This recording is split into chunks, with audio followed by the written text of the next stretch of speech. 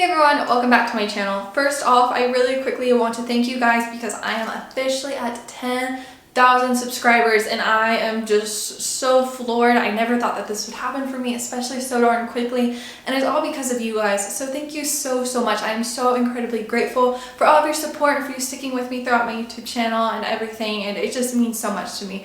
So thank you guys so very much. Okay, so now for this video today, it is a topic that I am very excited about. So as many of you probably know, I have a Facebook group called Passive Wealth Empires for anyone related to anything passive income. Make sure to check the link down in the description. If that is something you want to go check out, maybe join. It would be lovely to have you. Anyway, one of the questions that I ask when joining the group is something that you are struggling the most with, like in regards to passive income, KDP, just general, but especially targeted to KDP. And the answer that I get the most frequently is along these lines of getting started, like just figuring out how to get started, like getting started with KDP, like all of that jazz. So basically what I took from this is that a lot of you guys are just having a hard time getting your first notebook out there, like getting your KDP account up and running, and that is what my goal is for this video today. If you have not published your first notebook yet, if you're still trying to figure out like everything to do, if you don't know how to get from point A to point B, I'm going to be showing you in this video from start to finish, from setting up your account to publishing your first notebook. So make sure to stick around. All right, so in this video, I'm going to basically just show you how to get your KDP account up and running and how to publish a simple notebook. We're not gonna do anything super fancy right now, no fancy niche, just a simple notebook, just so you can get it out there and get started, get that ball rolling and understand how the whole process works. And this video is a follow along video, so make sure to get on your computer and get started and follow along with me as we create our very first notebook. Alright, let's get into it. The first step is to set up your KDP account. Alright, so you're going to start off by going to Amazon KDP, go ahead and type it in the search bar, go to KDP, and now you're going to sign in with your existing Amazon account, but if you do not have one, then go ahead and create a new one. And also, if you're not sure if you already have an Amazon account and you're not sure if you want to connect it to your KDP account, that is up to you. It does make it less complicated if you just use the same account for both your retail and for KDP, but if you want to separate the two, then go ahead and do separate accounts. Just keep in mind that you will need a different email address. Alright, so now that you are in your account, the first thing that you will need to do is go ahead and update all your info. Start by putting in your country / region, and then fill out your name, your address, your bank info. And then at the very bottom, you're gonna go through and do the tax interview. Make sure to take a peek at my last video if you need a little bit of help with that. But anyway, it is very straightforward. Just put in all your info. And also, I understand it can be a little intimidating to put in all your info, like your social security number, your tax info, your bank account. It can be a little intimidating, but remember that it is perfectly safe to do so. And if you don't, you won't be able to make money. And I think you want to make money, so make sure to put your info in. Alright, now that you have your KDP account set up, all of your info is in, you can start creating your very first notebook. Alright, for this notebook we are going to be creating, it is going to be a simple 6x9 notebook with 120 pages. And now to figure out the dimensions for that book, for your cover, you are going to head over to a book cover calculator. Fortunately, KDP has one, so just go ahead and type that in, KDP Cover Calculator. It'll be the first thing that comes up, and go ahead and click on that. When I discovered that like a cover calculator is a thing, it totally was a game changer with creating my KDP books, because it's just so hard to figure out those darn dimensions, and you go to all that work to design your book, and then you upload it, and then you find out that it's off and you gotta change it. Like, that was the hardest thing for me when I created my first book, so I want to make it as simple for you as humanly possible. Alright, now that you're at the KDP Cover Calculator, here is what you're going to put in. For the binding type, go ahead and select paperback. Interior type, you want black and white. Paper type, just white paper. For the page turn direction, it can be a little confusing, but you're going to want left to right. Measurement units, do inches. Interior trim size, we're going to be doing 6x9 for this book, and then the page count is going to be 120, so go ahead and submit that. And now you'll see over here what your cover design formatting will look like. So you're going to need to make sure that you have your cover on the right hand side and the back will be on the left, and then the spine is just going to be right down the middle. So it's going to need to be formatted like that, but fortunately it's very easy and I'll be walking you through that in just a moment. And if you look up, you will see the full cover dimensions. That is what's most important for figuring out your dimensions for your cover. So make sure you know where that is. And now we're going to leave this alone for just a moment, and we are going to hop over to Canva. If you already have a Canva account, go ahead and log in into your account. But if you don't, go ahead and sign up. You can just get the free version. The free version is all you need for now. I would highly recommend the pro version. I love the pro version, but you don't need it quite yet. All right, now for opening your book cover, you're going to go up and click the button that says create a design, go down and press custom size. You're going to change it to inches, not pixels. And now is where we put in the dimensions. So you can hop back over to your calculator and you will see again those full cover dimensions. Go ahead and grab both the width and the height and insert them into Canva. And once you've done that, press the button to create your new design. All right, now we're going to be creating our notebook. Again, we're going to make this as simple as possible, nothing too fancy. It is just going to be a simple notebook right now. Again, you can totally create something much fancier in the future, but I just want to make sure that you understand how all of it works. So we're staying with simple for now. All right, now go over to the tab that says Elements. And now we're going to look for a simple background for our notebook. If you want, you can go ahead and just type in background and just get a whole bunch of different generic backgrounds, or you can do something more specific like animal background if you want something like that.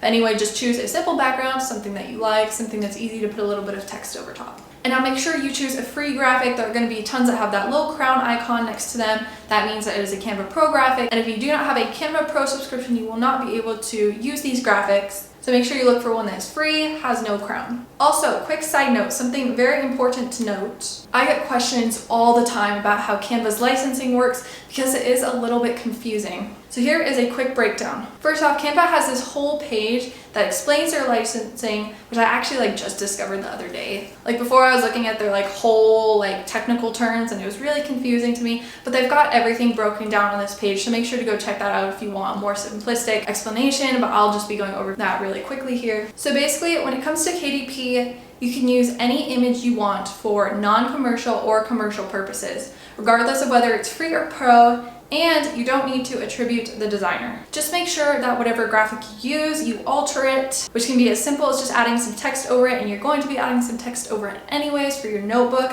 so you are totally good there. There are a few specific exceptions to the rules, but this isn't something that you need to worry about for just creating KDP books. All right, now let's go back to our design.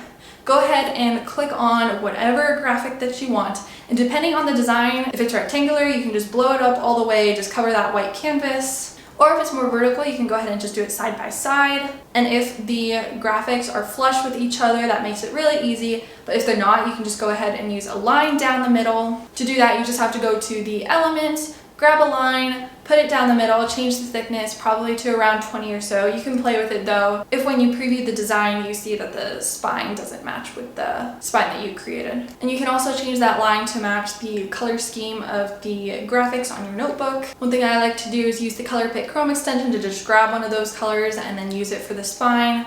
But however you do that is totally up to you, or you could even just go simple with black or white or something like that. But anyway, just keep it simple, make sure you've got your graphic there. And now we're going to put the word notebook on it. So navigate over to the section that says text, and then choose a free one that you like. There are some pro, but you're gonna wanna go with one of the free ones. And then just alter it so that it says notebook. And remember, just notebook, nothing fancy right now, we're just doing a notebook.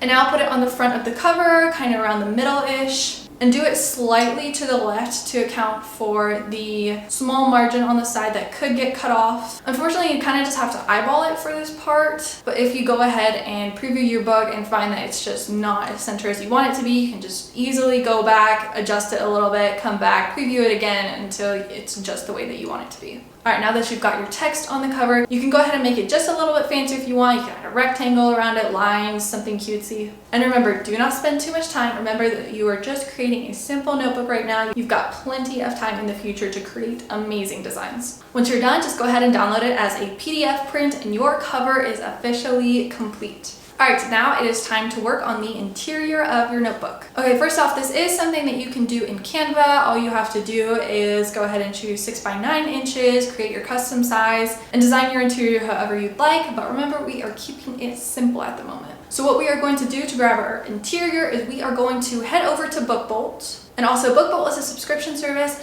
but for this, you actually do not need a subscription right now. I would recommend it in the future if you want to continue creating KDP books, but it is not a necessity at the moment. All right, what you're going to do is you are going to navigate over to Resources, and now select Interior Wizard, and just click on it again. And well, would you looky here. We've got a bunch of free interiors that you can choose from. And note that there are a few that require the BookBolt subscription, but for the ones that we need, just the simpler ones, you are good to go. So go ahead and select the interior that you want. I'm just gonna go ahead and select this simple notebook interior. And now go ahead and choose Bleed.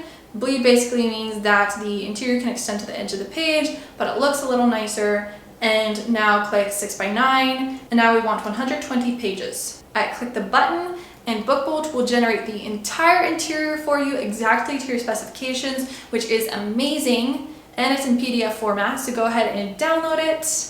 And guys, your interior is done. How easy was that? All right, now that your book cover and your interior are done, basically your entire notebook is done. And now all we have to do is head back to KDP and upload it. All right, now that you're back inside KDP, click the button to upload a new paperback book. All right, keep in mind that I am going to be walking you through the sections that you need to edit. If I don't mention something and you're kind of confused about it, you don't really need to edit it. All right, now first off, we have got the book title. So for the book title, we're just gonna go ahead and put notebook in here. Something to note with the book title, you want it to match the cover of your book as much as possible. It says that it has to be like the exact match, but I've gotten many of my books published that haven't been like the exact match. So it's most important that you have text on the cover, and you can expound on that a little bit. Like for example, if it were like an animal notebook, then you could say animal notebook and that would probably be fine. But if KDP rejects it, just change it back to notebook. All right, and now for the subtitle. The subtitle is optional, but the subtitle is also kind of like a section for keywords. So I always use it, and it gives your customers a little glimpse into your book before they actually click on it. So here I'm going to just type in Leaves Notebook, 6x9, 120 line pages. I like to include the specifications so that customers know like exactly how the notebook is, and also just a little keyword for if someone were to type it in. All right, now for author, just type in your name, pseudonym, whatever you want it to say the author is for your book. All right, the description. The description is the fun part. So usually I just like to keep it simple. I just type in book details and just include the details of the book so that your customer can see at a glance exactly what your book is about. So usually I'll just be like 6x9 sized, 120 line pages. Maybe you make a little mention of the cover, be like, oh, gorgeous, matte, non-slip cover, something like that. Just so that your customer has a feel for how the book will look as soon as they receive it. All right, publishing rights. You own the copyrights. End of story. Continue on. All right, keywords. This part is a little bit more confusing, but it's not super confusing. Basically, just with keywords, the best keyword tools do cost a little bit. I would recommend making one of those purchases in the future, but in the meantime, you don't necessarily need it. You can find some keywords manually, and there are also probably some Chrome extensions that you can use as well if you want just some simple keywords that are free. So you can also do some digging there. But I'm going to show you a quick manual method that you can use. Also, really quickly, I would like to recommend BookBolt is a great one for keywords if you're first starting out. Helium 10 is another one for some more in-depth keywords that I would recommend. It is a little bit pricier, so I would recommend starting with BookBolt and then go to Helium 10 if you're ready to really expand. But for now, what I use is the free Chrome extension AMZ Suggestion Expander to get keyword ideas. So with the AMZ Suggestion Expander, you won't be able to see the search volume, but it'll show you a bunch of different keywords that you might not have thought of. And you can get a feel for the keyword just by seeing how many products are pulled up under that keyword. So for example, if you search for something, it'll show you on the side how many results it got. So that will tell you how many other books that you will be competing with for that keyword. All right, so find your keywords however you want. It's not a big deal at the moment. I'd say worry about it more in the future. Just make sure that you fill in all 7 slots. All right, now for categories. Categories is a little bit complex, and I'm going to tell you really quickly how categories work. So for one, with categories, as I'm sure you can guess, a customer looking for a particular type of book might go over to the categories and go to the specific category that they're looking for and just browse through all the books in that category. But more often than not, at least personally what I think, is that they would go to the search bar and not pay as much attention to the categories. What the categories basically do is when you categorize your book under certain categories, when your book makes a sale, your book will shoot up in those categories and it will basically be ranking in those categories, and where it ranks in those categories will determine where it ranks overall in the search results. So basically, you want to go with low competition categories. You can't really tell which categories are low competition, you kind of just have to use your best judgment. For example, the fantasy category under juvenile fiction would probably be a lot more competitive than tomatoes under the gardening section in like nonfiction books. So basically, go with low competition, relevant categories. For a notebook, what I would recommend is going with a category that's related to the design of your notebook and then related to the niche of your notebook. So if you've got animals on the cover, you could probably safely use an animal category. And then for the niche of your notebook, so if we're just doing a simple notebook, you can go ahead to juvenile nonfiction, and then under language arts, we've got creative writing and we've also got journaling. Those are both great categories that you can use for categorizing your notebook. All right, continuing on, no adult content. All right, now that we're on the next page, fortunately all the hard parts are over, and now there's a lot less to fill in. Mostly we're just selecting a few last details. All right, now go ahead and click the button to get a free KDP ISBN. KDP will assign that for you, fortunately totally free. And now for print options, you're going to want to go with a black and white interior with white paper. This is personally what I'd always recommend, and keep in mind that colored interiors, however pretty they may be, are going to cost a lot more when it comes to printing than just regular black and white. All right, trim size, we selected 6x9, so go ahead and choose 6x9.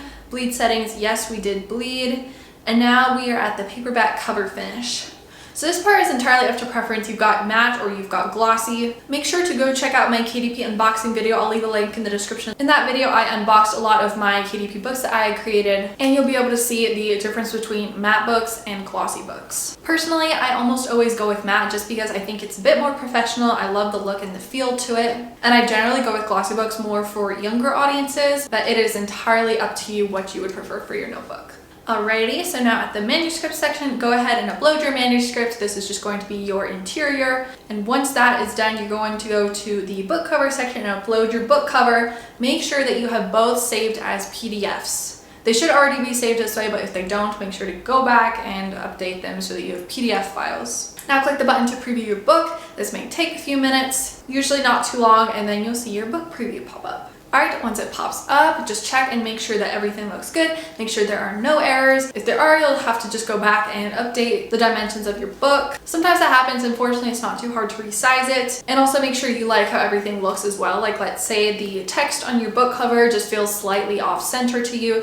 Then you can go back to your Canva design, alter it a little bit, come back, re-upload it. And once that's done, go ahead and approve it. And now we're at the pricing section. So at the top, go ahead and select all territories and use your primary marketplace as just standard Amazon.com. All right, pricing. This is totally up to preference, so I'm gonna just give you what I usually do. So generally, obviously, lower is better. You're more likely to get sales if it's lower. I usually try to adjust my pricing so that I am getting around like $1 in royalties. Sure, $1 might feel a little bit low, but it definitely adds up. You know, you make 20 book sales a day, and that's $20 a day. You keep making that for a month, and you've got an extra 600 bucks that month. Like, it definitely adds up. So don't get discouraged just because of the low royalties that you make. But keep in mind that the pricing often depends on the niche as well. If you're doing a more specific niche, make sure to go and do some research. Go see how other similar books generally price theirs at, and then you can just price yours competitively. And now just go down and look at the other marketplaces. Make sure that you edit those slightly just so that you're making money in those marketplaces as well. And when you're ready, go ahead and publish your book. Now go celebrate because you just published your first book, hopefully your first book of many.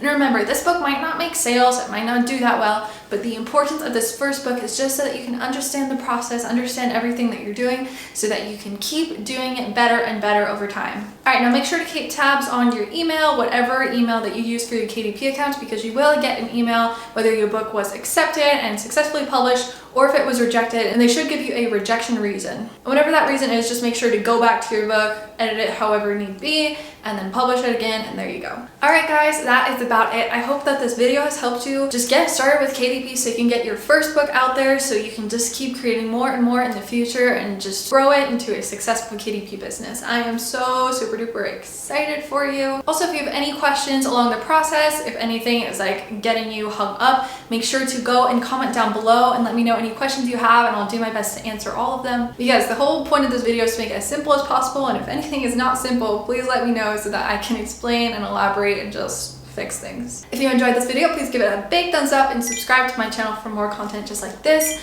I would super duper appreciate it, and I would love to have you. All right, guys, hope you have a fabulous rest of your day. Bye.